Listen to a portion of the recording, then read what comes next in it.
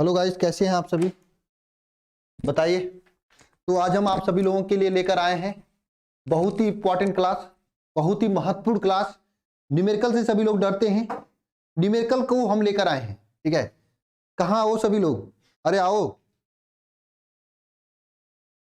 आओ सभी लोग, और शुरू करते हैं एक अलग लड़ाई। ठीक है, आज हम लोग करेंगे सबसे महत्वपूर्ण 40 न्यूमेरिकल, चैप्टर नंबर 1 से लेकर चैप्टर नंबर 7 तक। चैप्टर नंबर 1 से लेकर चैप्टर नंबर 7 तक सबसे महत्वपूर्ण कितने? पूरे 40 महत्वपूर्ण रिएक्शन,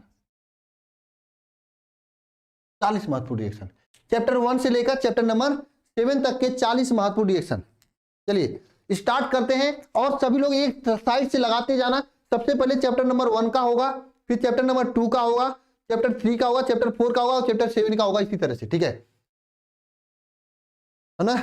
और स्टार्ट करते हैं बेहतरीन तरीके से। एग्जाम में जाने से पहले इन सभी न्यूमेरिकल्स को देख कर जाना। इसमें बहुत सारे न्यूमेरिकल प्रीवियस ईयर के हैं, बहुत सारे न्यूमेरिकल इंपॉर्टेंट हैं जो कि आपके बोर्ड एग्जाम को लेकर बहुत ही महत्वपूर्ण है। एक एक क्वेश्चन देख कर जाना। ऑब्जेक्टिव क्वेश्चन अलग चीज है, न्यूमेरिकल अलग चीज है। ठीक है, ठीक है। तब तक मैं स्याही भर लेता हूं, और आप सभी लोग शेयर कर दीजिए अपने दोस्तों के पास। बिल्कुल,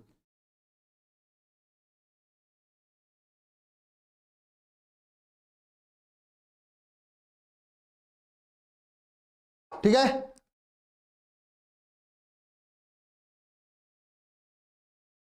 गुड इवनिंग सभी को, और सभी को जय मां सरस्वती।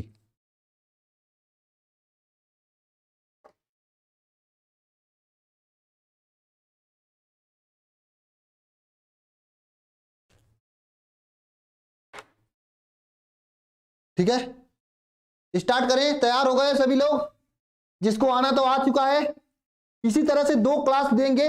हाँ, जिसका प्री बोर्ड है, जिसका बोर्ड एग्जाम है, चाहे जो हो आपका, इन्हें जरूर देख के जाना। न्यूमेरिकल क्वेश्चन या तो यही पूछे जाएंगे या इसी टाइप के पूछे जाएंगे। ठीक है, या तो यही पूछे जाएंगे या फिर इसी टाइप से पूछे जाएंगे। ठीक है, थोड़ा सा मैं क्वेश्चन लगवा देता हूं, इसलिए मैं थोड़ा सा टाइम ले रहा हूं। उसके बाद स्टार्ट करते हैं हम लोग ना।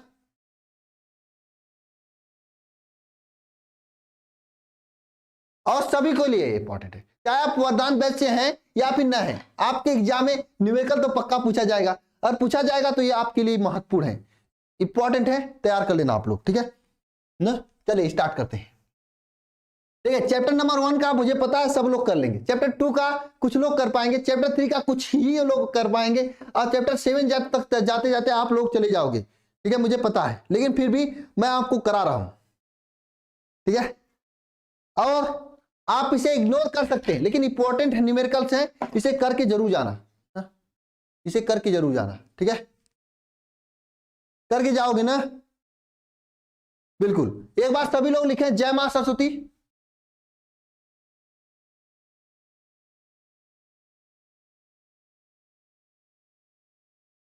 बिल्कुल, और स्टार्ट करें। स्टार्ट करें सभी लोग। आपके सामने पहला न्यूमेरिकल क्वेश्चन आ चुका है।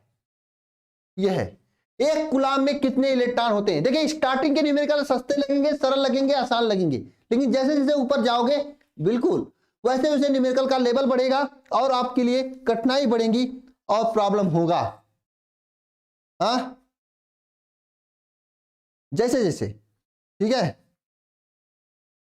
क्या समझे? बिल्कुल। बताओ क्वेश्चन का जवाब, बताओ सभी लोग लिखकर कमेंट बॉक्स में। बताओ सभी लोग कमेंट बॉक्स में लिखकर क्वेश्चन का जवाब।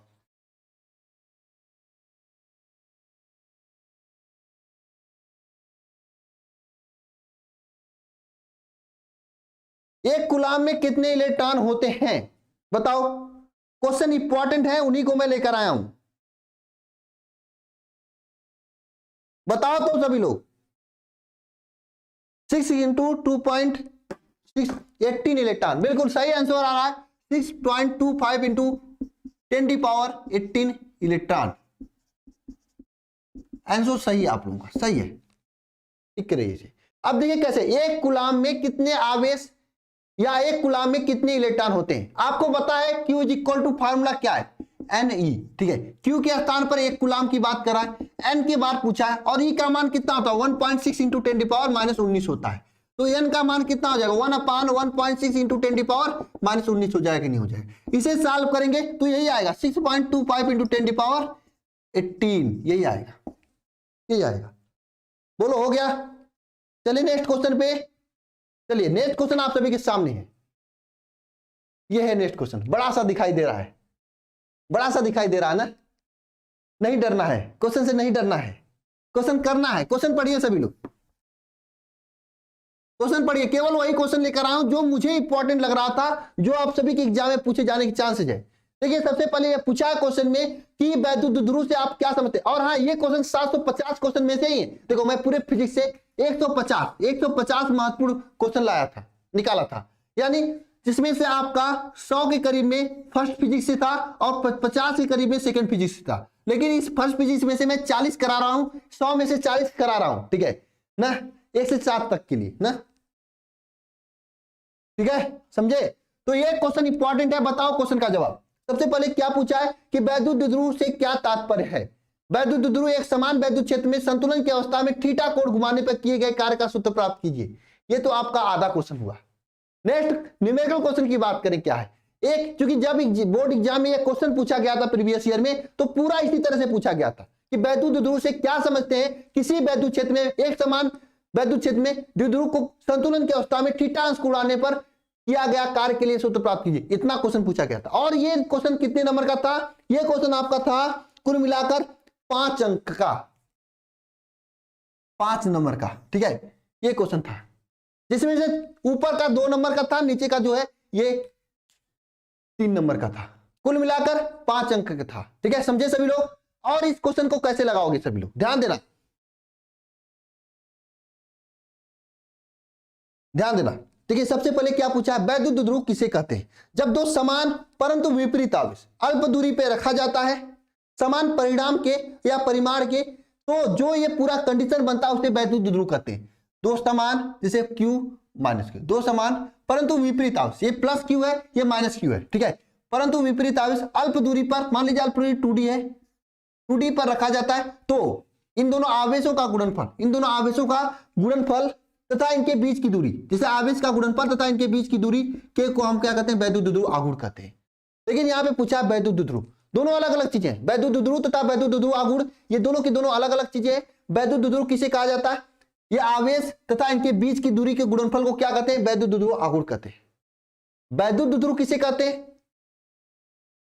वैद्युत ध्रुव किसे कहते हैं, वैद्युत ध्रुव जो होता है वह इस पूरे सिस्टम को कहते हैं कि जब दो समान परंतु विपरीत आवेश अल्प दूरी पे रखा जाए तो पूरे निकाय को, पूरे सिस्टम को क्या कहेंगे, वैद्युत ध्रुव कहेंगे, ठीक है। तो पढ़िएगा क्वेश्चन वैद्युत ध्रुव। इसे संतुलन की अवस्था में थीटा अंश घुमाने पर किया गया कार्य के लिए फार्मूला क्या होता है, जरा बताओ। किसी को आ रहा, कमेंट बॉक्स में कमेंट करो।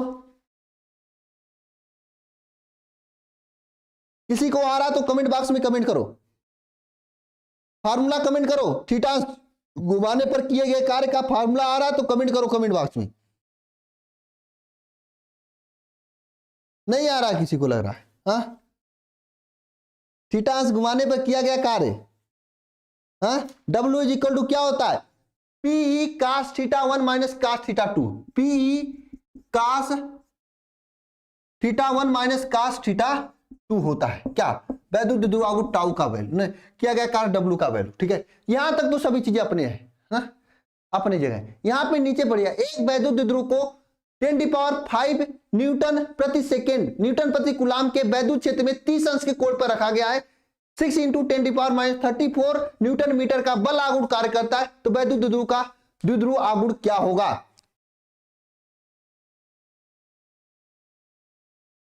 क्या होगा। देखो आंसर भी आने लगा, बहुत अच्छा, आंसर भी आने लगा, आंसर भी आने लगा, ठीक है, आंसर भी आने लगा यहाँ पे, हाँ, आंसर भी आने लगा। ध्यान देना यहाँ पे, ध्यान देना। इसमें क्या है, एक वैद्युत ध्रुव क्या है, 10⁵ न्यूटन प्रति कूलाम के वैद्युत क्षेत्र में रखा गया है, यानी वैद्युत क्षेत्र ई है क्या इसका, 10⁵ न्यूटन प्रति कूलाम है, न्यूटन प्रति कूलाम का वैद्युत क्षेत्र है, ये हो गया। और इसमें कहा क्या है कि और इसे 6 × 10⁻24 न्यूटन मीटर का बल आघूर्ण लगता है। टाउ का वैल्यू कितना है, 6 × 10⁻24 न्यूटन मीटर का बल आघूर्ण लगता है। न्यूटन मीटर का क्या लगता है? बल आघूर्ण लगता है। तो वैद्युत ध्रुव आघूर्ण की गणना कीजिए, यानी वैद्युत ध्रुव आघूर्ण की गणना कीजिए। ठीक है, यहाँ पे वैद्युत ध्रुव आघूर्ण की गणना करना है आपसे। तो आपको पता है formula tau is equal to क्या होता है? पी साइन थीटा होता है, पी साइन थीटा होता है। तो यहां से tau is equal to P sine theta है। इस फार्मूले में आप टाउ का वैल्यू दिया है 6 इंटू 10⁻⁻24 ये दिया है।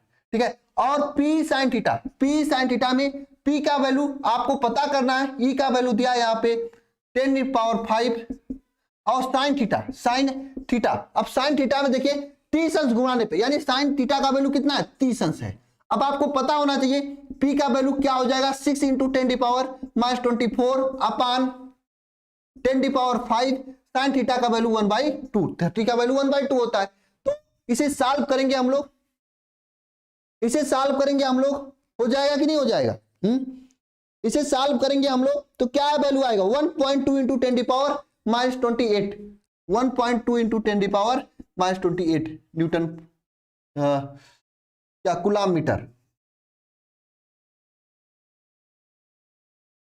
मीटर ये आएगा वैल्यू। समझे क्या? बोलो समझ गए सभी लोग? नेक्स्ट क्वेश्चन पे चलते हैं। नेक्स्ट क्वेश्चन आप सभी के सामने, ये क्वेश्चन का जवाब बताना सभी लोग। क्वेश्चन वही है जो इंपॉर्टेंट है, मैं बिना इंपॉर्टेंट क्वेश्चंस नहीं लाया हूं। अगर आपके पास क्वेश्चन हो तो इसे टिक मार के रख लेना, स्क्रीनशॉट करके रख लेना, करके जाना। क्वेश्चंस बहुत ही इंपॉर्टेंट क्वेश्चंस लेकर आया हूं मैं। पढ़िए क्वेश्चन को। क्या है क्वेश्चन है कि दो निकाय हैं जो कि प्लस 1.5 माइक्रोकूलाम और माइनस 1.5 माइक्रोकूलाम को, देखिए यह 2 मिमी 00 तथा 200 के बीच रखा गया, माइनस 200 तथा प्लस 200 के बीच रखा गया है। बिल्कुल विवेक दुबे जी, आपकी तैयारी अच्छी है, मैं जानता हूं, बहुत बढ़िया। इसी तरह से मेहनत करते रहे, सीखो इनसे, कोई सीखो। देखो कितने अच्छे से सभी चीजों का आंसर कमेंट करते हैं। यहां पे कर सकते हैं, कापी पे तो फाड़ ही देंगे, कापी को लग रहा है। फाड़ना मत एग्जाम में, नहीं तो एग्जामिनर आपके किस्मत को फाड़ देगा, समझे? नंबर ही नहीं देगा। ध्यान दो, यहां पे दो आवेश है, एक क्यूए आवेश दिया है क्या? 1.5 माइक्रोकूलाम ना, माइक्रोकूलाम दूसरा क्यूबी दिया है आपका क्या? 1.5 माइक्रो, प्लस ये प्लस माइक्रोकूलाम या माइनस माइक्रोकूलाम, दो आवेश है। और क्यूए तथा क्यूबी के मध्य की दूरी कितना है? बिंदु ए से आपकी दूरी क्या है? -2 0 -2, 0, ठीक है। बी की दूरी क्या है? +2, 0, ये है। तो ठीक है, तो आपको पूरे निकाय का आपको क्या ज्ञात करना है? वैद्युत ध्रुव आघूर्ण ज्ञात करना है। तो ये ए बी जो है, इनके मध्य की दूरी अगर ज्ञात करोगे आप लोग, फार्मूला होता है √x1 - x2 का होल स्क्वायर s2 - इस तरह से फार्मूला लगा के अगर सॉल्व करोगे तो आपका आएगा कितना? डी की दूरी आएगा 2 -2 मतलब 4 आएगा, ठीक है, 4 mm आएगा, ठीक है। तो अगर आपको वैद्युत ध्रुव आघूर्ण ज्ञात करना है तो P = क्या होता है? Q × 2D होता है। Q का वैल्यू क्या है? 1.5 है, 2D का वैल्यू क्या है? × 4 mm है, ठीक है। तो 4 15 चौका 60, यानी 6 आपका आंसर आएगा। 6 × 10⁻, ये 4 mm मिलीमीटर है, इसको मिलीमीटर को मीटर में चेंज करेंगे तो क्या हो जाएगा? बताओ 10⁻³ हो जाएगा ना। और ये माइक्रोकूलाम है, एक मिनट इसको चेंज करते हैं, देखो मैं इसे चेंज करते हैं। ये देखिए 1.5 × 10⁻⁻6 हो जाएगा। ये माइक्रोकूलाम को कूलाम में चेंज करेंगे, और ये मिलीमीटर है, 4 मिलीमीटर है, तो 4 × 10⁻⁻3, ये मिलीमीटर को मीटर में चेंज करेंगे तो क्या 15 चौको 60 हो जाएगा, 6 और इंटू क्या हो जाएगा? 10⁻6 है, 10⁻9, 10⁻⁻9 हो जाएगा। ये आपका आंसर आएगा। हाँ, नहीं समझ में आ रहा है? नहीं, 21 नहीं दिया है, वो 2 वो गलत लिखा है, उसे गलत समझना, ठीक है। चलो नेक्स्ट क्वेश्चन चलते हैं। नेक्स्ट क्वेश्चन यह है, वैद्युत फ्लक्स की परिभाषा लीजिए तथा वैद्युत फ्लक्स का मात्रक लिखिए तथा दो आपका E = दिया है और A = दिया है, तो वैद्युत फ्लक्स की गणना कीजिए। बताओ कैसे करोगे क्वेश्चन? बात करें अगर वैद्युत फ्लक्स की परिभाषा की, तो वैद्युत फ्लक्स किसे कहा जाता है?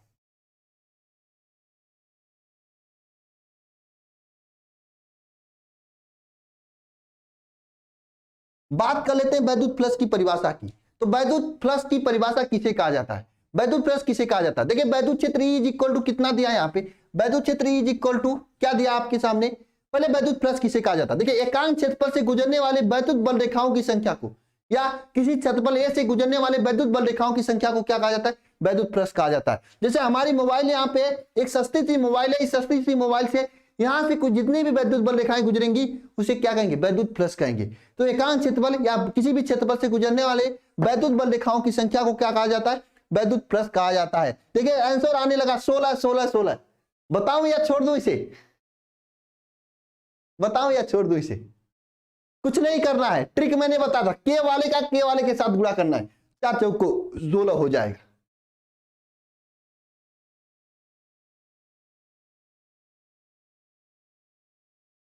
बताओ या छोड़ दो, बताओ। नेक्स्ट क्वेश्चन पे चलते हैं, इसे छोड़ देता हूं मैं। नेक्स्ट क्वेश्चन पढ़िए, पढ़िए सभी लोग। एक अनंत लंबाई की आवेशित तार, रेखीय आवेश घनत्व दिया है यहाँ पे, तार 2 सेंटीमीटर, तार से 2 सेंटीमीटर दूरी पर वैद्युत क्षेत्र की तीव्रता ज्ञात कीजिए। बताओ, तार से 2 सेंटीमीटर दूरी पर स्थित वैद्युत क्षेत्र की तीव्रता ज्ञात कीजिए। बताओ सभी लोग, बताओ इसका जवाब क्या होगा?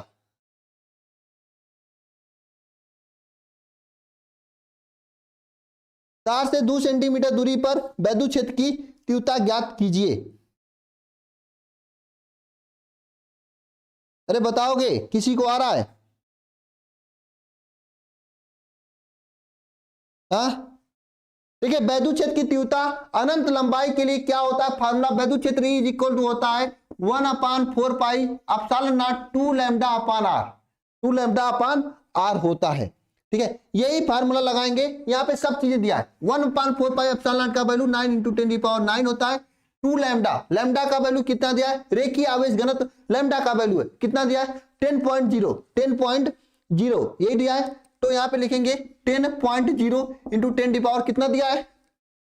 -8 दिया है, -8। ये इंटू 2 हो जाएगा, अपान इनसे कितनी मीटर दूरी पे ज्ञात करना है? 2 सेंटीमीटर की दूरी पे ज्ञात करना है। तो 2 सेंटीमीटर लिखेंगे नहीं, 2 को सेंटीमीटर को मीटर में चेंज करके 2 रखेंगे। इस तरह से इसे सॉल्व करेंगे तो वैद्युत क्षेत्र की तीव्रता ई निकल जाएगी। क्या समझे सभी लोग?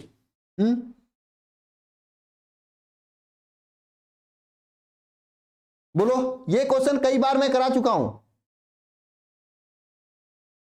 समझे कि नहीं समझे? इसे सॉल्व करोगे तो वैद्युत क्षेत्र की तीव्रता निकल जाएगी। देखो 10⁻⁻2 है, 10⁻8 से कटेगा, 10⁻6 बचेगा, यहाँ पे -6 बचेगा। 10 दूनी 20, और देखिए -6 और 9 है, तो यहाँ पे कितना बचेगा? कटेगा तो यहाँ पे 10⁻3 बचेगा। ठीक है, 9 दूनी 18 है, यानी 18, ये 2 से 2 कट जाएगा आपका, तो 9 दूनी 18, 18 × 10⁻3, ये आंसर आएगा। 18 × 10⁻3 ये आपका आंसर आ जाएगा। 9 दूनी 18 किसे? नहीं 10⁻3, 18 नहीं, ये 2 से 2 कट ही गया, 9 आया, 9 ही आएगा, 9 आएगा, 9 आएगा, 9। ठीक है, बोलो बोलो, हो गया? क्वेश्चन इंपॉर्टेंट है, तैयार कर लेना। 10⁻3, एक 10 ये भी है, 4 आएगा, 10⁻4 हो जाएगा। ठीक है, समझे कि नहीं समझे? नेक्स्ट क्वेश्चन पे चलते हैं। नेक्स्ट क्वेश्चन ये है, पढ़िए। एक गोलाकार त्रिज्या, उसकी त्रिज्या कितना है? 9 सेंटीमीटर है। धारिता उस गोले की गणना कीजिए तथा उस जिस पर विभव 100 वोल्ट है। धारिता उस गोले की गणना कीजिए जिस पर विभव कितना? 100 वोल्ट है। विभव कितना है? 100 वोल्ट है। धारिता उस गोले की गणना कीजिए जिस पर विभव कितना है? 100 वोल्ट है। विभव कितना है? 100 वोल्ट है।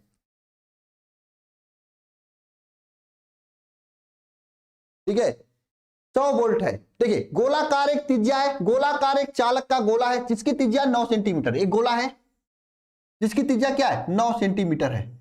इसकी त्रिज्या कितनी है? 9 सेंटीमीटर है, 9 सेंटीमीटर। इसकी धारिता तथा इस गोले पर आवेश की गणना कीजिए। मतलब क्या क्या गणना करना है? यहाँ पे त्रिज्या आर दिया आपको 9 सेंटीमीटर, धारिता सी की गणना करना है, सी कितना है, तो गोले पर आवेश की गणना करना है, आवेश क्यू की गणना करना है, आवेश क्यू पर गणना करना है, जिससे इनका विभव दिया आपका 1000 वोल्ट हो जाए। तो सबसे पहले धारिता कैसे ज्ञात करेंगे? बताओ, फार्मूला कौन सा होता है धारिता का? फार्मूला धारिता का होता है C is equal to 4 pi epsilon nought R, ये धारिता का फार्मूला होता है। C is equal to 4 pi epsilon nought R, ये धारिता का फार्मूला होता है। अब देखिए यहां से आप लोग इसका धारिता निकाल सकते हैं, C का वैल्यू निकाल सकते हैं ना। तो धारिता आपसे पूछा है, बताओ धारिता कितना होगा इसका, बताओ सभी लोग कमेंट बॉक्स में कमेंट करके एक बार कि इसकी धारिता कितना होगी। हाँ, इसका धारिता कितना होगा बताओ, बताओ धारिता कितना होगा ना। अब देखिए ये आर का वैल्यू सेंटीमीटर दिया, इसको मीटर में चेंज करेंगे तो 9 इंटू 10⁻⁻2 मीटर हो जाएगा ठीक है। और 1/4 पाई एप्सिलॉन नॉट का वैल्यू क्या होता है, 9 इंटू 10⁻9 होता है, और आर का वैल्यू होता है 9 इंटू 10⁻2 होता है ठीक है। आर का वैल्यू ये 9 से 9 कट जाएगा, 2 से 2 कटेगा, इसका वैल्यू कितना आएगा बताओ, 10⁻7 आएगा। आ रहा ना समझ में, 10⁻7 आएगा।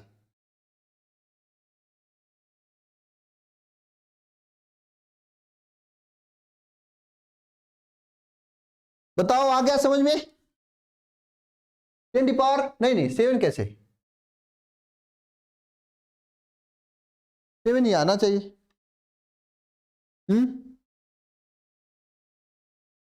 अरे यार नहीं 7 नहीं, ये 9 ऊपर जाएगा 11 हो जाएगा ना, 10⁻11 हो जाएगा।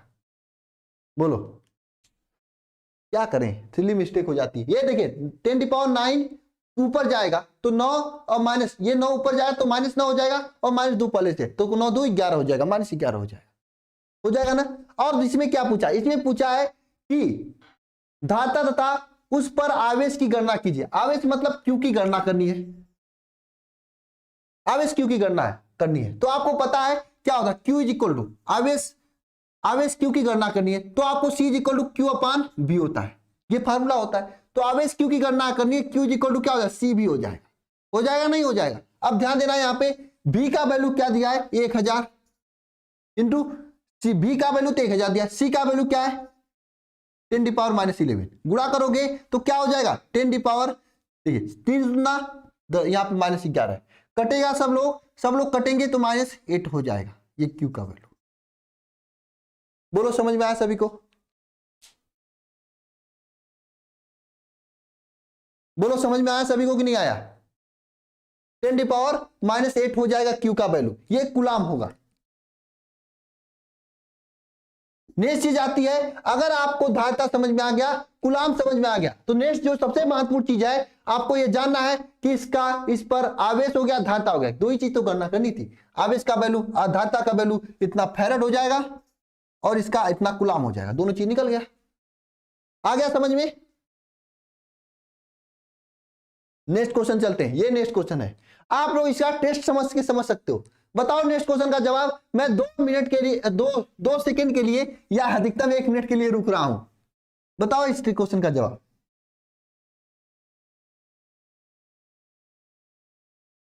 बताओ क्वेश्चन का जवाब क्या होगा।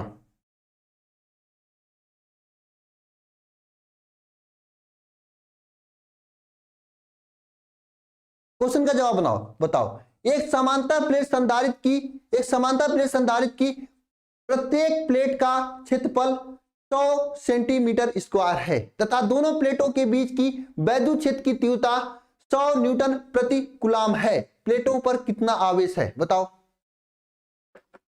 बताओ। आपके लिए मैं क्वेश्चन दे रहा हूं, कुछ सेकंड के लिए आप हैं, इस क्वेश्चन को सॉल्व कीजिए।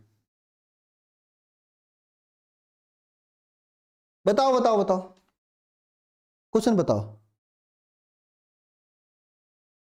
क्या रहा है क्वेश्चन की, एक समांतर प्लेट संधारित्र है, इनके प्लेटों के मध्य का क्षेत्रफल कितना है 100 सेंटीमीटर स्क्वायर है। किसको किसको आ रहा है क्वेश्चन, बताओ तो।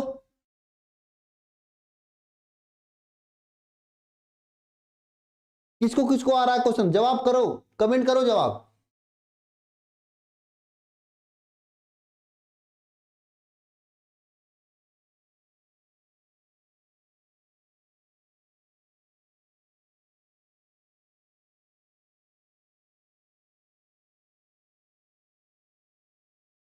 बताओ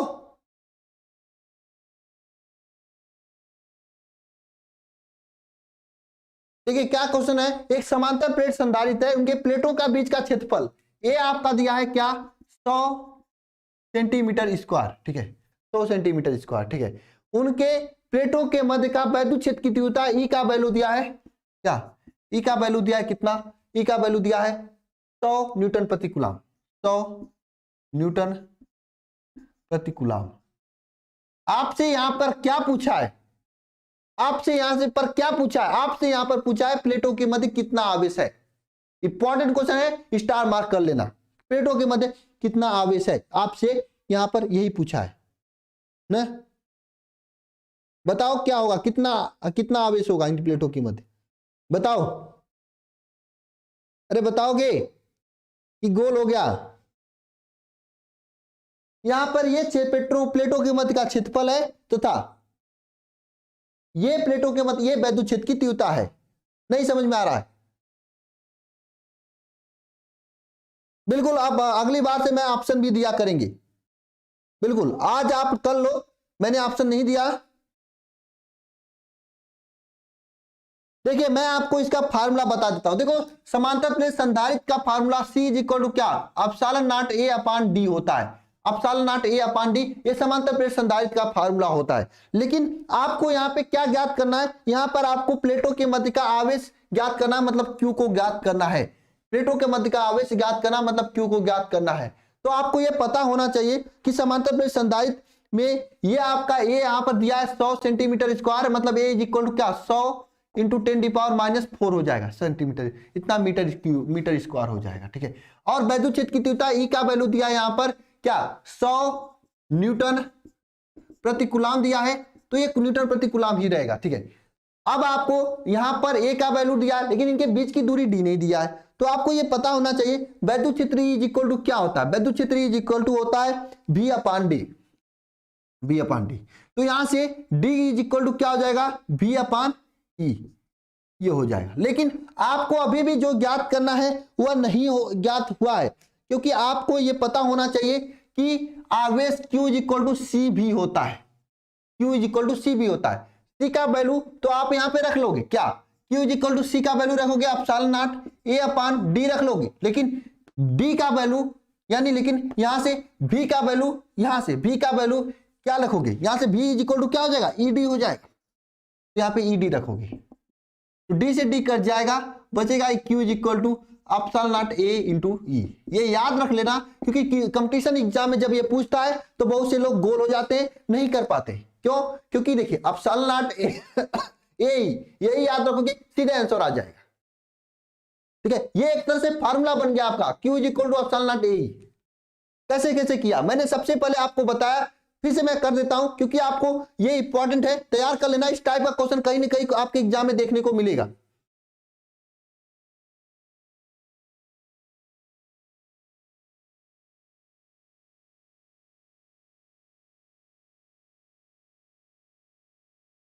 ठीक है, इसको कर लेना सभी लोग। मैं फिर से बता देता हूं, बस आपको फार्मूला फिर से ला देता हूं, ला दूं नहीं तो दिक्कत हो जाएगी आप सभी के लिए। इंपॉर्टेंट है, दिक्कत हो जाएगी मुझे पता है। फिर से समझना, वैद्युत क्षेत्र यहां पे फिर से क्वेश्चन को समझना। यहां पे दिया है कि प्लेटों के मध्य का क्षेत्रफल A इज इक्वल टू क्या है 100 सेंटीमीटर स्क्वायर, ये है, ठीक है। और इन प्लेटों के मध्य वैद्युत क्षेत्र की तीव्रता E इज इक्वल टू दिया है 100 न्यूटन प्रति कूलम, न्यूटन प्रति कूलम, न्यूटन प्रति कूलम, ठीक है।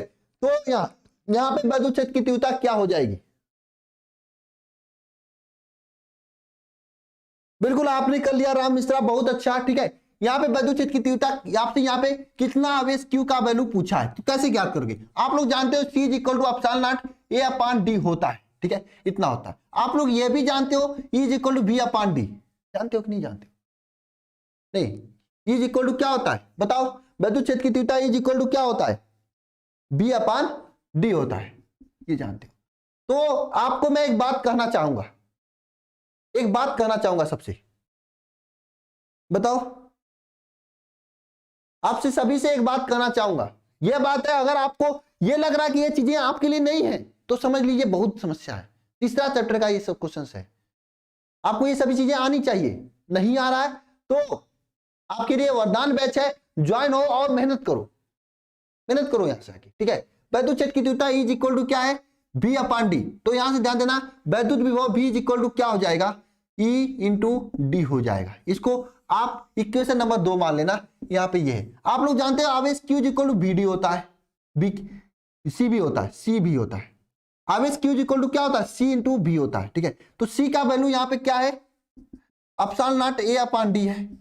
V का वैल्यू क्या है यहाँ पे, E इंटू डी है, ठीक है। D से D कटेगा तो Q का वैल्यू क्या निकल जाएगा, एप्सिलॉन नॉट AE हो जाएगा। यही आपको तो लेना था, एप्सिलॉन नॉट का वैल्यू रख देना, A का वैल्यू दिया है, E का वैल्यू दिया है, Q का वैल्यू आ जाएगा।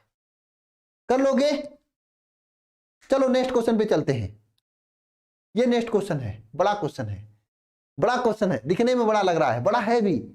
बताइए हो जाएगा कि नहीं हो जाएगा? नेक्स्ट क्वेश्चन पढ़िए सभी लोग, नेक्स्ट क्वेश्चन पढ़िए। मैं जो वही क्वेश्चन लाया हूं जो इंपॉर्टेंट है आप सभी के लिए, फालतू के क्वेश्चन मैं नहीं लाया हूं। पढ़िए पढ़िए सभी लोग, क्वेश्चन पढ़िए, पढ़िए सभी लोग क्वेश्चन को।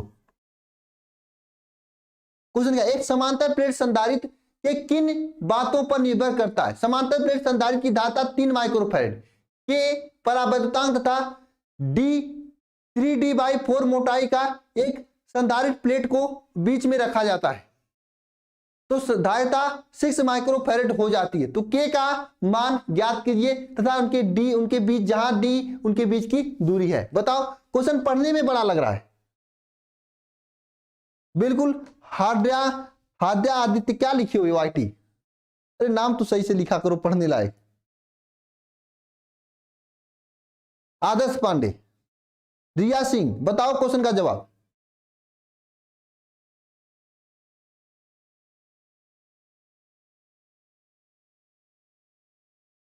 सुमित यादव, क्वेश्चन का जवाब बताओ, इस क्वेश्चन का जवाब बताओ।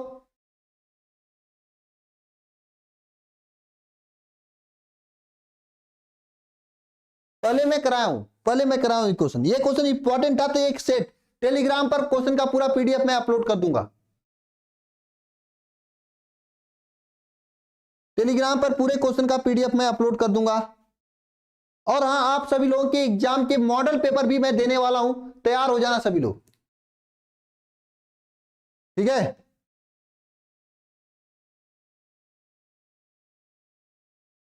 मॉडल पेपर बहुत ही सोच समझ के मैं बनवा रहा हूं, ऐसा मॉडल पेपर जहां से कम एग्जाम में 30-35 नंबर तो पक्का समझ लेना। क्योंकि मैं 70 नंबर नहीं कहूंगा, नहीं 100 नंबर कहूंगा, भाई जितना हो सकता है उतना करूंगा। कोई भगवान नहीं है कि आपका पूरा मॉडल पेपर बनाए उसमें से पूरा का पूरा 100% आ जाए, नहीं। हाँ, इंग्लिश का आ सकता है लेकिन और किसी का नहीं आ सकता है। समझे कि नहीं समझे? समझ गए होंगे वरदान बैच वाले, ठीक है। हाँ, मॉडल पेपर मैं जल्दी बनवा रहा हूं आप सभी के बोर्ड एग्जाम के लिए, ठीक है। बेहतरीन तरीके से एक एक क्वेश्चन एनालिसिस करके दिया जा रहा है, ठीक है।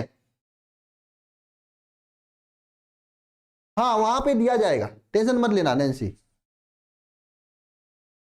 टेलीग्राम, चलिए ठीक है। क्वेश्चन बताइए, इस क्वेश्चन का जवाब क्या होगा बताओ। कि कोई का जवाब नहीं आया। के का वैल्यू 3 बता रहे हैं बताने वाले, जो 3 बता रहे हैं वो सही बता रहे हैं। ध्यान देना, पहला कंडीशन क्या है कि समांतर प्लेट संधारित्र की धारिता किन किन बातों पर निर्भर करती है। तो आपको ये फार्मूला याद होना चाहिए, P is equal to epsilon not A upon D. यहां पे स्पष्ट है कि समांतर प्लेट संधारित्र की धारिता जो होती ये क्षेत्रफल के अनुक्रमानुपाती तथा समांतर प्लेट संधारित्र का धारिता इनके बीच की दूरी के d के व्युत्क्रमानुपाती होता है। अब ध्यान देना, क्वेश्चन पढ़ना। एक समांतर प्लेट संधारित्र जिसकी धारिता 3 माइक्रोफैराड है, स्टार्टिंग में धारिता C कितना है, C1 3 माइक्रोफैराड 3 म्यू सी है। अब ध्यान देना, कह क्या रहा है, के परावर्तकांक तथा 3/4 डी मोटाई का एक प्लेट जब संधारित्र के प्लेटों के मध्य उनके बीच रखा जाता है तो धारिता 6 माइक्रोफैराड हो जाता है। कब? जब के परावर्तकांक तथा के परावर्तकांक तथा डी डी डी कितना 3D/4 मोटाई का एक प्लेट रखा जाता है, तो ठीक है। तब संधारित्र की धारिता कितना हो जाता है, C2 का वैल्यू क्या हो जाता है, 6 माइक्रोफैराड हो जाता है। तो के का मान ज्ञात कीजिए तथा डी उनके प्लेटों के बीच की दूरी है। तो एक कंडीशन क्या है, एक condition C1 is equal to epsilon not A upon D वाला है, जहां पे C1 का वैल्यू 3 हो जाएगा। एक तो कंडीशन ये हो गया। दूसरा कंडीशन क्या हो जाएगा यहाँ पे C2 इज इक्वल टू क्या हो जाएगा, C2 इज इक्वल टू क्या हो जाएगा, C2 is equal to 6 microfarad, 6 microfarad हो जाएगा C2 इज इक्वल टू। और यहाँ पे धारिता क्या हो जाएगा, epsilon not A upon D.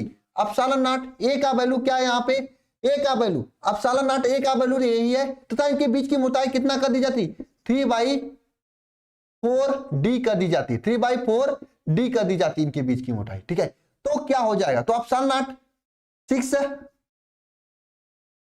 6 mu F, 6 mu F मतलब 6 microfarad epsilon not A upon 3/4D हो जाएगा। और के एप्सिलॉन नॉट रखिए, के एप्सिलॉन नॉट, यहां पे आपका स्टार्टिंग में के नहीं रखा गया था, यहां पे के रखा गया है।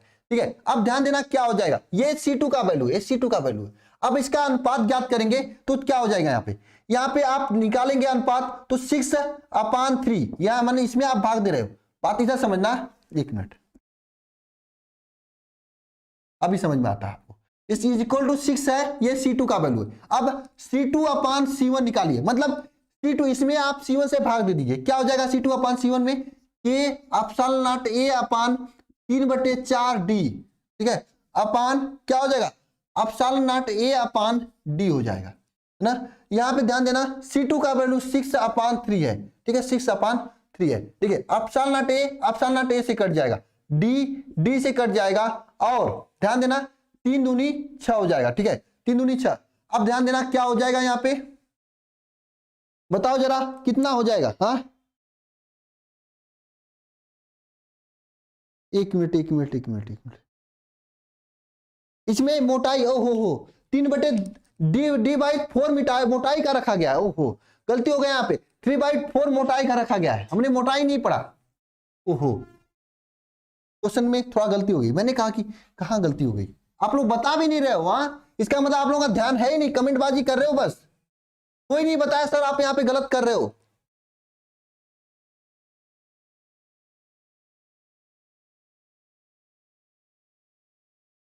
हाँ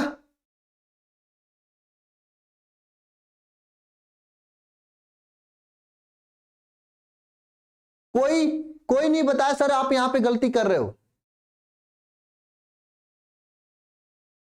बस कमेंटबाजी करने में लगे हैं सब,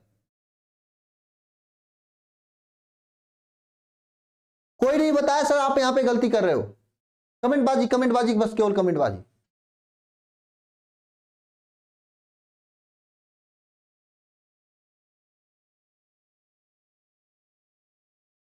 ध्यान देना यहाँ पे, ये C1 का epsilon not A upon D है, इसमें यह कहा जा रहा है D/4 मोटाई का रखा जाता है, तो D/4 मोटाई, जब K मोटाई या T मोटाई का कुछ रखा जाता है तो उसका लिए फार्मूला चेंज हो जाता है, फार्मूला क्या चेंज होकर होता है बताओ,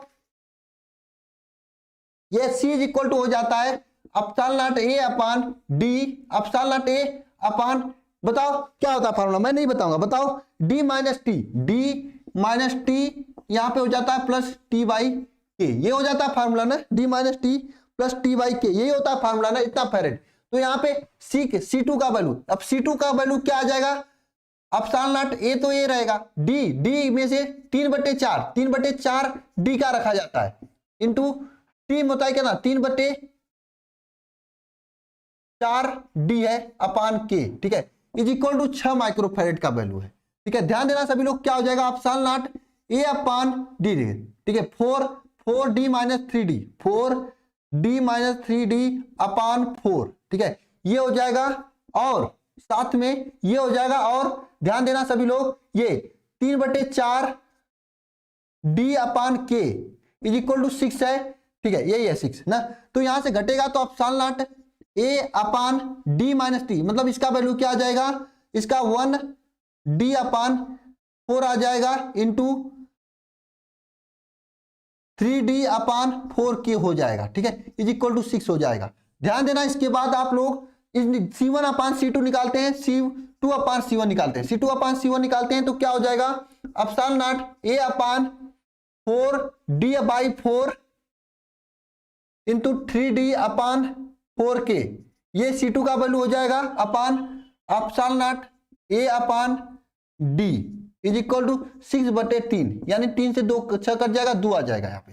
एप्सिलॉन नॉट ए से एप्सिलॉन नॉट ए कट जाएगा, और ये डी से डी कट जाएगा, ये 4 से कितना कटेगा, ये कटेगा, ठीक है ना।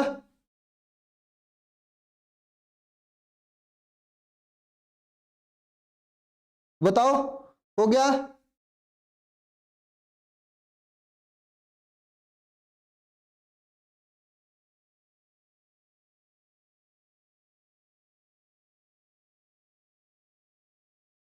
ठीक है, तो यहां पे ऊपर बचेगा आपका d/4, ये 3 से 3 कट जाएगा ना, तो आपका बचेगा C2 अपान C1 का वैल्यू ना, C2 अपान C1 का वैल्यू 2 बचेगा इज इक्वल टू,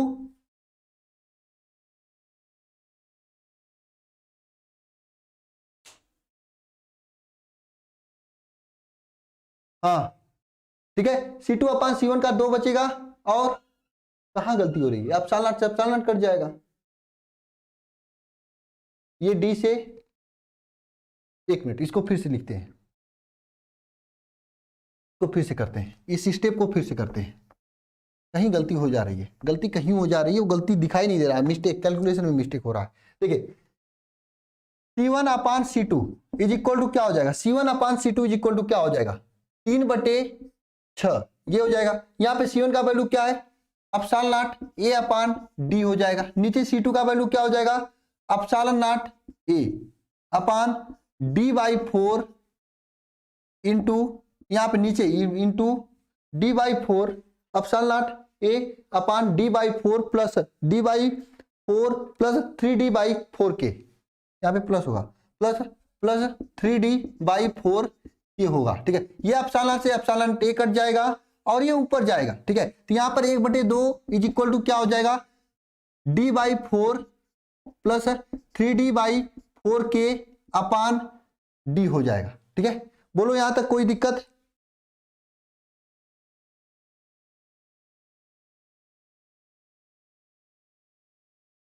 बोलो यहां तक कोई दिक्कत,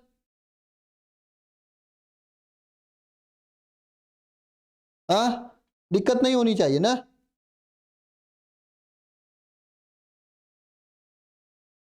अब इसे क्या, एक काम करो, ये डी को अलग अलग कर लो, तो क्या हो जाएगा यहाँ पे आपका, ये डी इज इक्वल टू, ठीक है, डी इज इक्वल टू 2 का ऊपर गुणा कर, देखो इस तरह से तिर्यक गुणा कर दो, ठीक है, तिर्यक गुणा करोगे तो क्या हो जाएगा, D is equal to 2d/4 plus 3 दूनी 6d/4 के, ठीक है, ये हो जाएगा 1/2 से 1/d/2 हो जाएगा, और यहाँ पे क्या हो जाएगा, d/2 हो जाएगा, ठीक है। यहाँ पे क्या हो जाएगा, d/2 बचेगा, यहाँ पे 3 दूनी 6 और 2 हो जाएगा, ठीक है। तो ध्यान देना सभी लोग, क्या हो जाएगा, d minus d/2 is equal to 3/2 d/k, ठीक है। अब देखो d में से d/2 कटेगा तो d कितना, d/2 बचेगा, और यहाँ पे क्या बचेगा, 3d/2k, ठीक है, ये 2 से 2 कट जाएगा, d से d कट जाएगा, k इज इक्वल टू 3 आ जाएगा, 3 आंसर आएगा, हाँ 3 आंसर आएगा।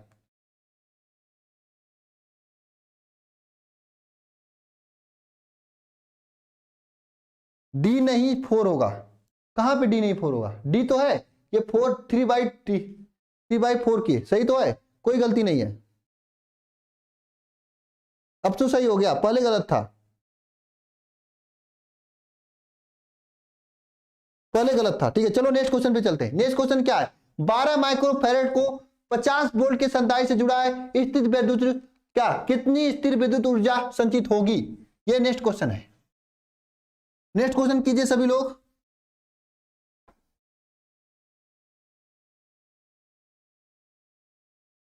पढ़िए सभी लोग, करिए नेक्स्ट क्वेश्चन को।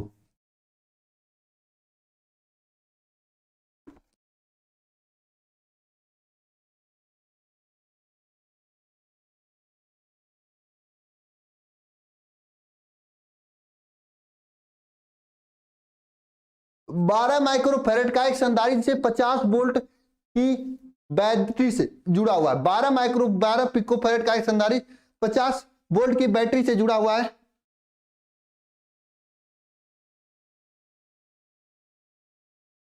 बिल्कुल ठीक है। 50 वोल्ट के बैटरी से जुड़ा हुआ है। ये विद्युत कितनी स्थितिज विद्युत ऊर्जा होगी, ये देखिए 12 माइक्रोफैरेड, यानी यहाँ पे 12 माइक्रो, सी का वैल्यू क्या है, 12 पिकोफैरेड है, ठीक है, सी का वैल्यू है, सी का वैल्यू, ठीक है। और संधारित्र 50 वोल्ट से, V is equal to 50 volt से जुड़ा हुआ है। तो बैटरी संधारित्र की विद्युत कितनी स्थिर विद्युत ऊर्जा होगी, यानी स्थिर विद्युत ऊर्जा U इज इक्वल टू होता है हाफ CV स्क्वायर, ठीक है, हाफ सी का वैल्यू क्या है 12, पिको फैरेड को फैरेड में चेंज करेंगे तो 12 इंटू 10⁻12 हो जाएगा, -12, 10⁻12 कितना होगा, -12 होगा, इंटू 50 पिको फैरेड, यानी यहाँ पे 10⁻−12 इंटू 50, ठीक है। देखिए 12 से 12 कट जाएगा, 6 इंटू 10⁻−12 इंटू 50, ठीक है, 6 × 5 = 300, 3 × 5 = 1500, यानी 15, ठीक है, 6 × 5 = 30, 300, 3 × 5 = 15, 0 2, 1500 × 12, ठीक है, 10⁻−12, बताओ क्या होगा, 1.5 इंटू 10⁹ जूल, 1.5 इंटू 10⁹ जूल, होगा कि नहीं होगा, कितने लोगों का लगा ये क्वेश्चन,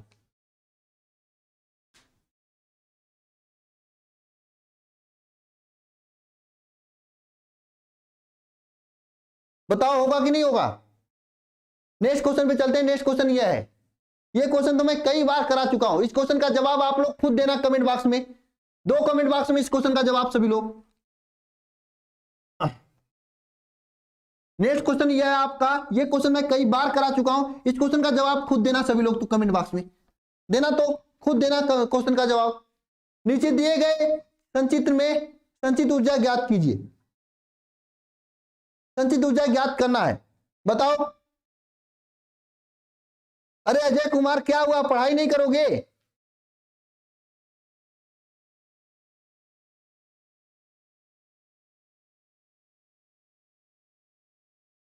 बताओ क्या हुआ, इस क्वेश्चन का जवाब देना, हम चलते हैं नेक्स्ट क्वेश्चन पे। ये नेक्स्ट क्वेश्चन आप सभी के, मुक्त इलेक्ट्रॉनों का अनुगमन वेग से आप क्या समझते हो, 1 मिलीमीटर चांदी का तार 75 मीटर में 90 कूलाम आवेश प्रवाहित करता है, यदि प्रति सेंटीमीटर क्यूब आयन मुक्त चांदी के कितने संख्या कितना 5.8 इंटू 10⁻, क्या 23 है, तो ज्ञात कीजिए वैद्युत धारा, इलेक्ट्रॉनों का अनुगमन वेग। देखिए सबसे पहले सांख्यिकी इंस्टीट्यूट लाइव, इन्होंने जवाब दिया, वो भी गलत दिया, नहीं ये इन्होंने पहले क्वेश्चन का जवाब दिया, पीछे हैं, ये पीछे हैं, हाँ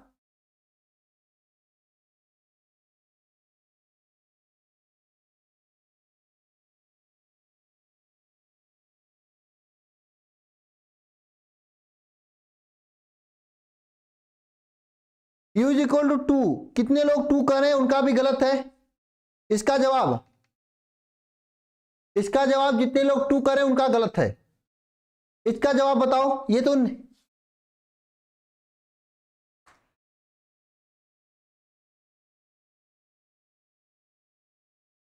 2 जितने लोग कर रहे हैं उनका गलत है, बोलो।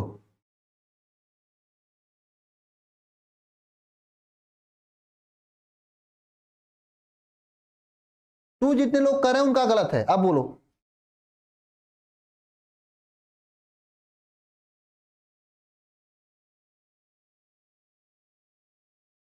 फाइव भी गलत है, किसी को कोई तैयारी नहीं है, बस सब लोग यहाँ पे बातें करने के लिए आते हैं, कर लो बातें, एग्जाम के बाद पता चलेगा, एग्जाम के बाद पता चलेगा, एग्जाम के बाद पता चलेगा आप लोगों को, कर लो बातें अपने में, कर लो, कोई नहीं रोकता आपको, पता चलेगा एग्जाम के बाद। आप ही के साथ पढ़ने वाला बच्चा, बिल्कुल 4 जितने लोग आंसर आ रहा है उनका शायद सही है।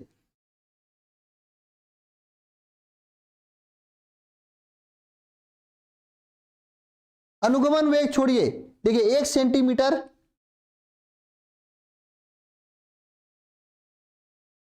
अभी कर लो बातें, अच्छा लग रहा है ना, बिल्कुल कृष्णा मौर्य आपका सही आंसर है।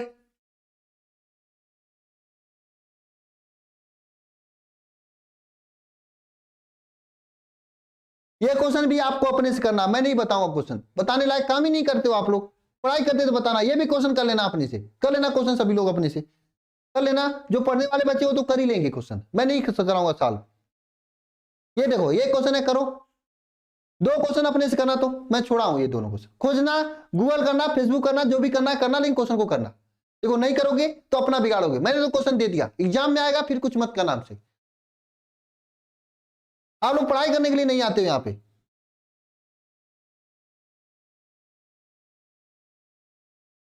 कोई नहीं पढ़ाई करने के लिए आता है यहाँ पे। ये क्वेश्चन जवाब है, इस क्वेश्चन का जवाब मैं दे देता हूं। क्या है? 40 वाट का एक वैद्युत प्रेस है, 40 वाट का एक वैद्युत प्रेस है, 225 वोल्ट पर कार्य करता है, प्रतिरोध ज्ञात कीजिए।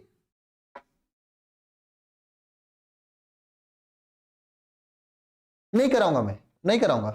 40 वाट का एक वैद्युत प्रेस है, 225 वोल्ट पर कार्य करता है, प्रतिरोध ज्ञात कीजिए। 40 वाट का एक वैद्युत प्रेस है, यानी 40 वाट का वैद्युत प्रेस है और 225 वाट पर कार्य करता है, तो वोल्ट पर कार्य करता है, तो प्रतिरोध ज्ञात कीजिए। फार्मूला होता है P = V²/R। ठीक है, यहां पे आपको दिया है 40 वाट, P का वैल्यू 40 वाट दिया है और R का वैल्यू आपका दिया है कितना? R का वैल्यू दिया है, R का वैल्यू दिया है आपका, इसीलिए मैं यूट्यूब पर कोई क्लासेज नहीं लेता हूं, यही डिवीजन है। पढ़ते ही नहीं कोई है। एप्लीकेशन पे जाके देखो कितने डेडिकेशन सब लोग पढ़ते हैं ऐप पर, वरदान बैच में, वहां पे तो मैं चैप्टर नंबर 13 आज स्टार्ट किया था। पढ़ाई करना नहीं है आप लोगों को।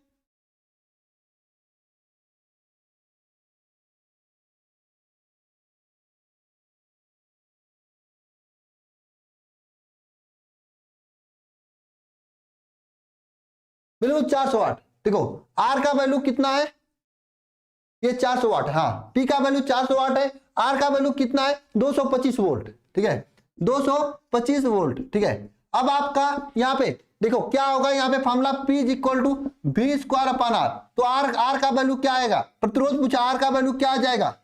नहीं यहाँ पे क्या पूछा, यहाँ पे क्या, इसका प्रतिरोध ज्ञात कीजिए, इतना वोल्ट, ये आर का वैल्यू नहीं, V का वोल्ट, V इसका प्रतिरोध ज्ञात करना है, यानी यहाँ पर आर का वैल्यू इक्वल टू क्या हो जाएगा, V²/R हो जाएगा। V का वैल्यू क्या हो जाएगा यहाँ पे 400 × 400/R। आर का वैल्यू क्या है 225 वोल्ट है।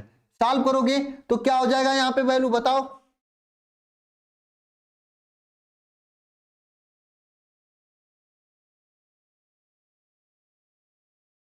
बताओ क्या हो जाएगा इसका वैल्यू, 400/4, 400 × 400। अरे यार उल्टा हो गया यार, ये वाट दिया है, कहां दिमाग, आप लोग दिमाग खराब कर दे रहे हो मेरा। ठीक है, अपान P हो जाएगा। ठीक है, ये वोल्ट का है 225, 225 × 225 अपान P क्या है 400। अब सही है, बोलो इसको सॉल्व करोगे तो कितना आंसर आएगा, 126 ओम आएगा शायद, 25 मतलब 25 4, हाँ 126 ओम आएगा, 126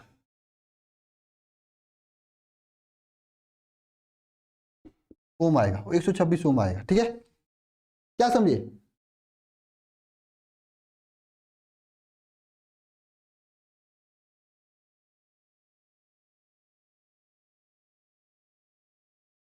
चलो नेक्स्ट क्वेश्चन देखिए, ये नेक्स्ट क्वेश्चन आप सभी के सामने है। नेक्स्ट क्वेश्चन का सॉल्व कीजिए सभी लोग। तो अभी मैं सभी क्वेश्चन दिखा के चला जाऊंगा, पढ़ाई नहीं करोगे आप लोग तो। नहीं आएगा किसी को, बिल्कुल विनय राजपूत आपका सही है।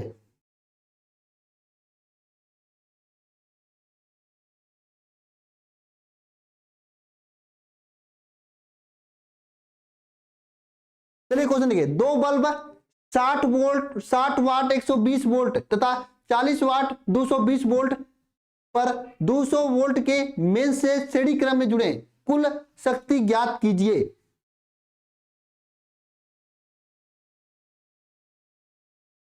कुल शक्ति ज्ञात कीजिए। बताओ, आ रहा था? बताओ सभी लोग। यहां पे श्रेणी क्रम में जुड़ा है। श्रेणी क्रम में कुल शक्ति क्या होता है? 1/p इक्वल टू होता है 1/p1 प्लस 1/p2, ये होता है 1/p1 प्लस 1/p2, ये होता है। 1/p1 का वैल्यू क्या है बताओ? 60 है। 1/p2 का वैल्यू क्या है?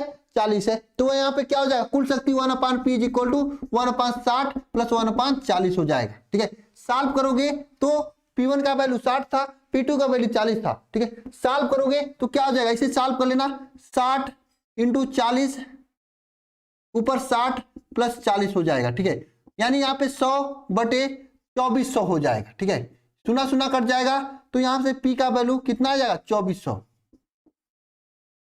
24 आ जाएगा। P का वैल्यू क्या आ जाएगा? 24 आ जाएगा, 24 आ जाएगा, 24 वाट, 24 वाट हो जाएगा, 24 वाट ना। चले नेक्स्ट क्वेश्चन पे। ये नेक्स्ट क्वेश्चन आप सभी के लिए। 12 वोल्ट का विद्युत वाहक बल्ब 3 वोल्ट के अंतर आंतरिक प्रतिरोध के बैटरी के किसी प्रतिरोध के संयोजन किया गया है, किसी प्रतिरोधक से संयोजित किया गया है। यदि परिपथ में बहने वाले धारा 0.5 एम्पियर हो तो जुड़े प्रतिरोध का मान ज्ञात कीजिए।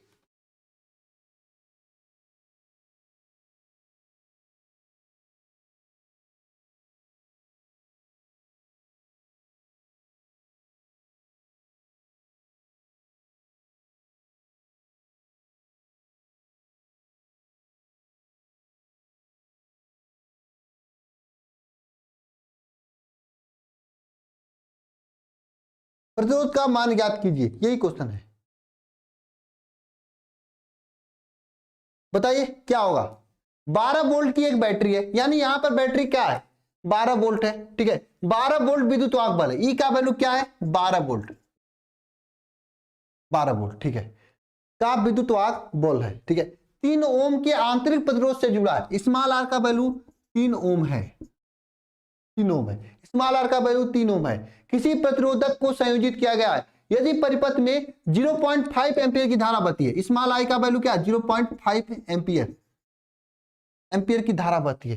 तो परिपथ में जुड़े बड़े प्रतिरोध का क्या बताना आपको? क्या बताना? जुड़े बड़े प्रतिरोध का मान बताना है आपको। तो आपको पता होना चाहिए प्रतिरोध आर, प्रतिरोध धारा आई इज इक्वल टू क्या हो जाएगा?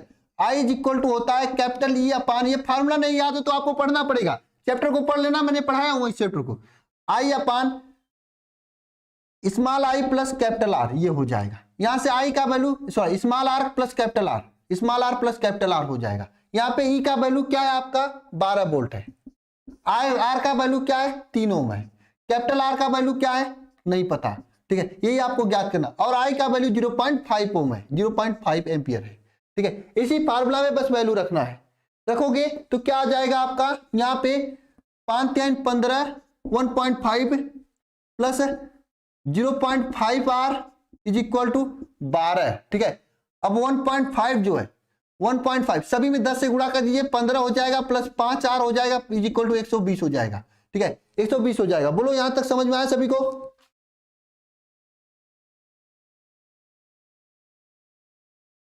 बोलो समझ में आया यहां तक सभी को?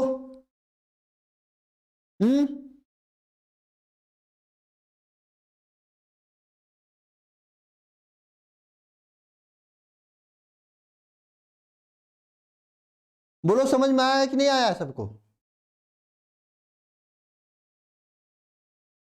बताओ, समझ में आया ना? तब ध्यान देना। अब यहां पे इसमें से 15 आप इससे आसानी से लग सकता था यार, इसे भी आसानी से लग सकता था। एक मिनट, कैलकुलेशन इतना बढ़ाने क्या मतलब? कैलकुलेशन इतना बढ़ाओगे क्या मतलब निकलेगा? मैं बता रहा हूं शॉर्टकट तरीका। ध्यान देना, ध्यान देना। ये 3.4 3 प्लस आर को इस साइड रखिए, 12/0.5 कर दीजिए। 3 plus R is equal to क्या हो जाएगा? ऊपर नीचे 10 से गुणा करेंगे 120/5 कर दोगे। ठीक है, ये 24/120 होता है, 24 आ जाएगा। ठीक है, तो आर का वैल्यू क्या आ जाएगा? 24 में से 3 जाएगा तो 21, 3 1 4 21 आ जाएगा, 21 ओम। आर का वैल्यू क्या आ जाएगा? 21 ओम आ जाएगा ना। बोलो समझ में आया सभी को? नहीं आया? नहीं आएगा समझ में, पढ़ाई नहीं करोगे तो क्या होगा? बिल्कुल देखिए आर का वैल्यू 21 आएगा, 2 नहीं आएगा। सचिन मिश्रा सीतापुर,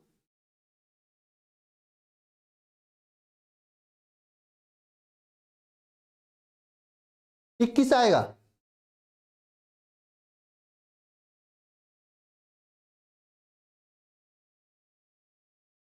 नेक्स्ट क्वेश्चन चलते हैं। नेक्स्ट क्वेश्चन आप सभी के सामने है, अच्छा क्वेश्चन है। वोल्ट मीटर का पाठ्यक्रम बताना है आपको, बताओ, बता लोगे वोल्ट मीटर का पाठ्यक्रम? हाँ, इसका मैं आपको ट्रिक बता देता हूं। वैसे तो ये लगेगा आपका किरचॉफ के नियम से।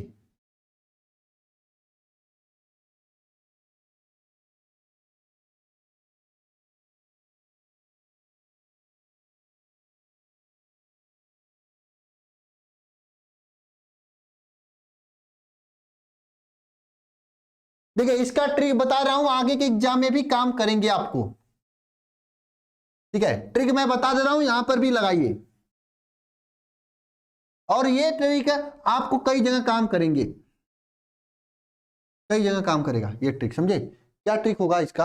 आपको सिंपल लिखना है। देखो E1 R1 दिया, E2 R2, इस कंडीशन में जब दे तो आपको क्या करना है? E1 R2, देखो उल्टा करना है, E1 पहले लिखना है, R2 लिखना है। E1 R2 plus E2 R1 plus E2 R1 अपान R1 प्लस R2, ये करेंगे, समझे? E1 R2 plus E2 R1 अपान R1 प्लस R2, ये फार्मूला लगाएंगे। लगाना, E1 का वैल्यू लिख देना है यहाँ पे सभी लोग। ये फार्मूला नहीं, ये आपका ट्रिक है। देखिए R से R कट जाएगा, ये बचेगा, ये बचेगा आपसे ना, ठीक है? तो यहाँ पे लगाना है ये फार्मूला, तो क्या होगा? 18 इंटू 1 प्लस क्या E2, 12 इंटू 2, 12 इंटू 2 अपान R1 plus R2, R1 plus R2 का मतलब 2 प्लस 1, ठीक है? तो ये क्या हो जाएगा? 18 प्लस 24 अपान 3, 18 प्लस 24 अपान 3, 8 4 12 को 2, हाथ में 1 और 2 1 3 1 4, ठीक है? 42 हो जाएगा ना। 18 2 20, 20 40, 2 42 बटे 3, ठीक है? 3 1 कम 3, 3 चौक को 12, 14 3 42, 14 इसका आंसर आएगा, 14, ठीक है? नेक्स्ट क्वेश्चन पे चलते हैं। नेक्स्ट क्वेश्चन आप सभी के सामने है, इस क्वेश्चन को पढ़िए और अपने से कीजिए। सभी लोग बदमाशी करते हो, ये भी क्वेश्चन अपने से कीजिए, तो कीजिए अपने से क्वेश्चन। मैं आगे के सभी क्वेश्चन दिखा देता हूं, खुद से कर लेना सभी लोग क्वेश्चन। आगे सभी क्वेश्चन दिखा देता हूं, आप खुद से करना। नहीं आएगा तो कमेंट करना, मैं अगले कभी किसी वीडियो में आपको करा दूंगा, समझे क्या?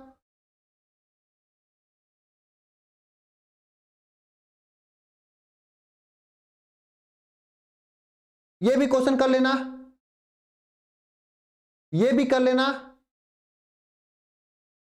ये भी कर लेना।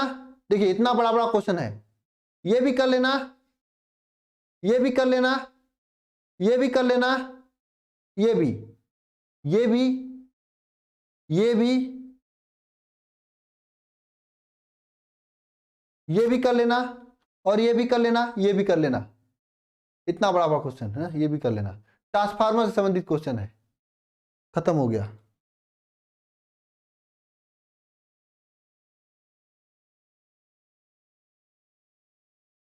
समझे?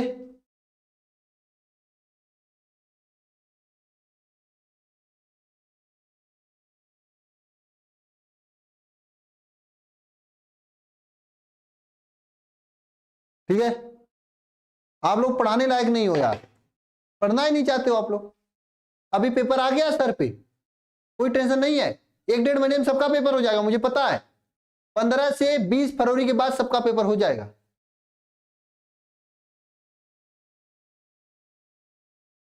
और यहाँ पे इधर उधर की बातें कर रहे हो आप लोग।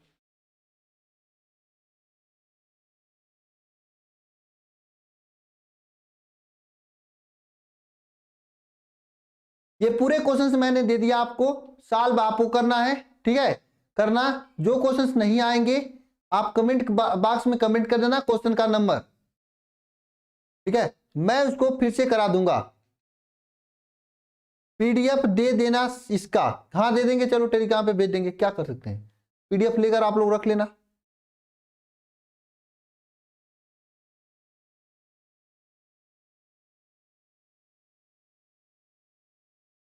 ठीक है, सभी को बाय। सभी लोग अच्छे से पढ़ाई करना। और हाँ, मैं कहना चाहता हूं, तैयारी आप लोग करते रहना, ठीक है, क्योंकि तैयारी महत्वपूर्ण है। आपको जो आप लोग टेंशन नहीं ले रहे हो ना, समझ में आएगा जब रिजल्ट आएगा तो। ठीक है, ये सभी क्वेश्चंस हैं, मैंने जितने भी इंपॉर्टेंट क्वेश्चन थे मैंने पूरा दे दिया हूं आपको, 40 महत्वपूर्ण प्रश्न। तो आप इन सभी क्वेश्चन को खुद से सॉल्व करना, जो नहीं आएंगे कमेंट बॉक्स में कमेंट करना, मैं ईमानदारी से दूसरे क्लास में उसको बताऊंगा। लेकिन हाँ प्लीज हाथ जोड़े कहना चाहता हूं, आप लोग पढ़ा करो, यहाँ पे आके बहुत हर्ट होता है, यहां से नहीं पढ़ाई करते हो आप लोग, तो समझे क्या।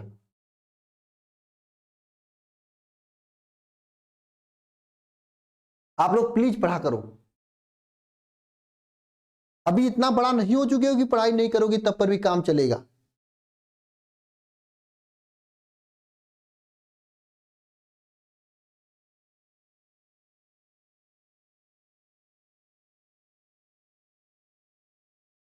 ठीक है, और ये साल तो कल चला जाएगा 2021, लेकिन काफी सारी चीजें छोड़कर जाएगा हम लोगों के बीच में।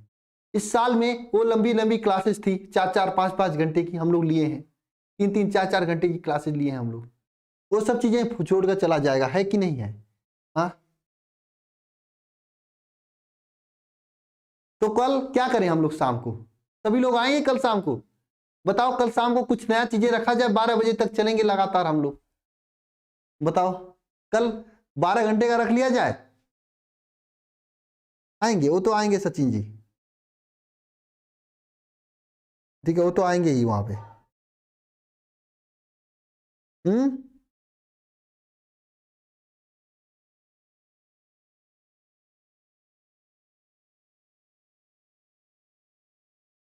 कल 31 हमारे साथ मनाओगे आप लोग।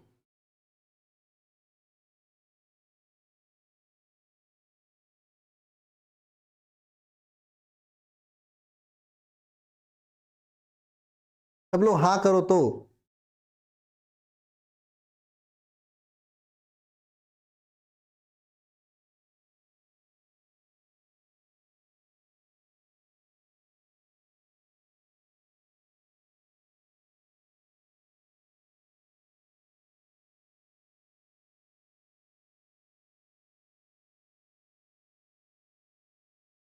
चलो देखते हैं।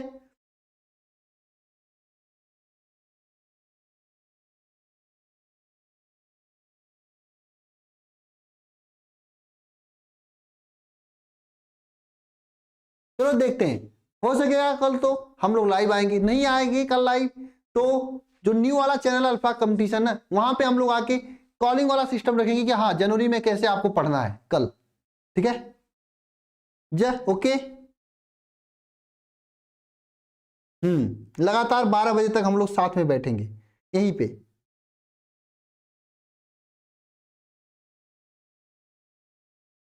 ठीक है, मैं बता दूंगा टेलीग्राम पे, सभी लोग जुड़ जाना, ठीक है ना। नहीं भी आएंगे पढ़ने के लिए, हैप्पी ओल्ड ईयर नहीं,